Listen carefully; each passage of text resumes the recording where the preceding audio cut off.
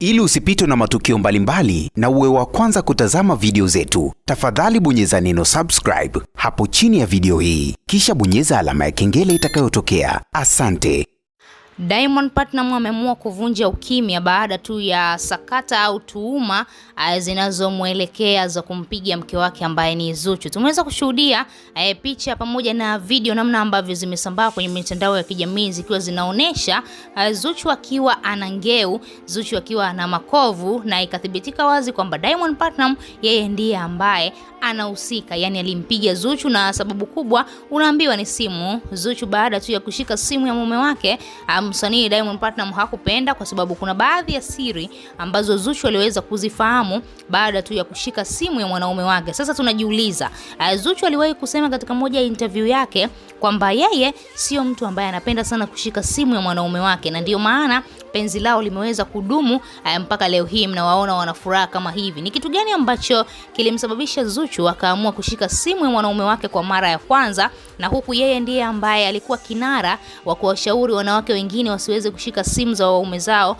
kwani itasababisha ndoa yao kuweza kuvunjika. Lakini sasa hivi yeye amekuwa mtu wa kwanza ameshika simu ya mwanaume wake na imetokea la kutokea. Diamond Platnumz siku leo ameweza kuvunja ukimya, ameweza kurekodi video na akaiposti katika ukurasa wake wa Snapchat akiwa anazungumza kuhusiana na sakata la kumpiga mwanamke wake. Kwanza kabisa Diamond Platnumz ameweza kuzungumza na kudai kwamba kuna tetesi pamoja na video pamoja na picha ambazo zinasambaa mitandaoni zikiwa zinamtuhumu yeye kwamba amempiga mwanamke wake. Sasa Diamond Platnumz anadai hilo swala ni swala la wanandoa, ni swala lake pamoja na Zuchu. Sasa atamani kabisa watu wengine wa huko nje waweze kuingilia, kwa sababu wanafahamu ni namna gani ambavyo anaweza akamaliza huo utata, ni namna gani ambavyo anaweza kalimaliza hilo swala yeye pamoja na mwanamke wake. Sasa Diamond anakuambia baada tu ya sakata hilo kutrend mitandaoni akaamua kuzungumza, ili mradi tu watu wengine wasije wakalifikisha mbali, na huku ukiangalia yeye pamoja na mwanamke wake wako sawa,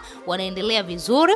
Haijalishi amempiga kidogo, lakini sio kwamba eti ndo mapenzi yameisha, sio kwamba eti wanakwenda kuachana. Hicho ni kitu ambacho hakiwezekani. Diamond Platnumz amewataka watu wasiendelee kulizungumzia hili swala mitandaoni, kwani ni jambo lake pamoja na mke wake, na anakuambia ni jambo la wanandoa na wala hatamani kabisa watu wengine waweze kuliingilia. Lakini amekiri wazi kwamba yeye binafsi hakupenda swala hilo liweze kufika mbali zaidi. Alitamani sana aweze kulimaliza yeye pamoja na familia yake, lakini ikatokea baadaye hizi taarifa zilivyoenea ni baada tu ya picha pamoja na video ikiwa inamuonesha Zuchu akiwa na maumivu makali, akionekana anaugulia kweli kweli, kuonesha wazi kwamba hajapendezwa na kile kitendo ambacho Diamond ameweza kumfanyia kwa kumpiga, kiasi ya kwamba akashindwa hata kusema aseme nini, kwa sababu yule ni mwanaume, huwezi kushindana naye, huwezi kuelewa ilikuwaje huko chumbani, mambo ya faraga huwezi kuyaelewa ya watu wawili. Wewe kama shabiki una lipi la kuzungumza? Tuachie maoni yako chini ya comment section, lakini pia usisahau kubonyeza maandishi mekundu yaliyoandikwa neno subscribe.